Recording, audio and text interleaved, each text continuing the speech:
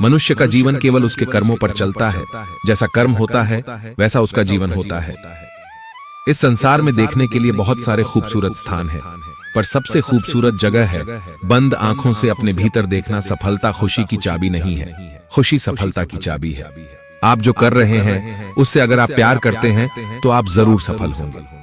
बीता हुआ कल जीवन को समझने का एक अच्छा मौका है और आने वाला कल जीवन को जीने का एक दूसरा मौका। अनुमान मन की कल्पना है और अनुभव जिंदगी का सबक है।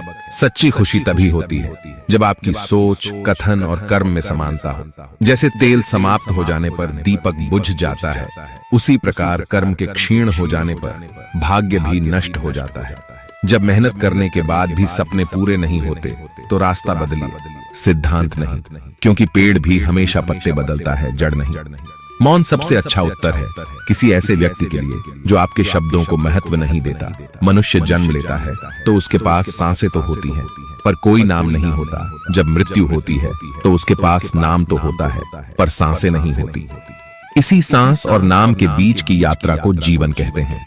न किसी के अभाव में जियो, न किसी के प्रभाव में जियो। यह जिंदगी है, आपकी अपने स्वभाव में जियो। किसी के प्रति मन में क्रोध लिए रहने की अपेक्षा उसे तुरंत प्रकट कर देना अधिक अच्छा है। जैसे क्षण भर में जल जाना देर तक सुलगने से अधिक अच्छा है। मित्र गरीब है या अमीर मायने नहीं रखता, बल्कि वो आपके बुरे समय में आपका साथ कितना देता है यह मायने रखता है। इंसान चाहे जितना भी खुद को व्यस्त रख ले, जिससे वो प्रेम करता है उसकी यादों से नहीं बच सकता। जब आप दूसरों के लिए अच्छा चाहते हैं तो वही अच्छी चीजें आपके जीवन में वापस आती है। यही प्रकृति का नियम है। समय कभी नहीं रुकता। आज यदि बुरा चल रहा है तो कल अवश्य अच्छा आएगा।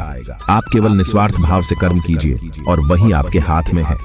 जिस व्यक्ति के विचार मैले हैं, जो लापरवाह है और धोखे से भरा हुआ है, कोई कुछ भी बोला, स्वयं को शांत को रखो।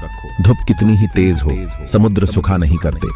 मनुष्य हमेशा अपने भाग्य को कोसता है, ये जानते हुए भी कि भाग्य से भी ऊंचा उसका कर्म है जो उसके स्वयं के हाथों में है।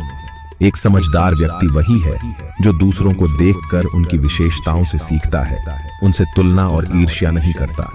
शस्त्र केवल शरीर को घायल कर देते हैं, किंतु शब्द आत्मा को भी घायल कर देते हैं। दुनिया में केवल माता और पिता ही ऐसे इंसान हैं जो चाहते हैं कि हमारे बच्चे हमसे भी ज्यादा कामयाब हो। दुहक भोगने वाला आगे चलकर सुखी हो सकता है, मगर दुहक देने वाला कभी सुखी नहीं हो सकता।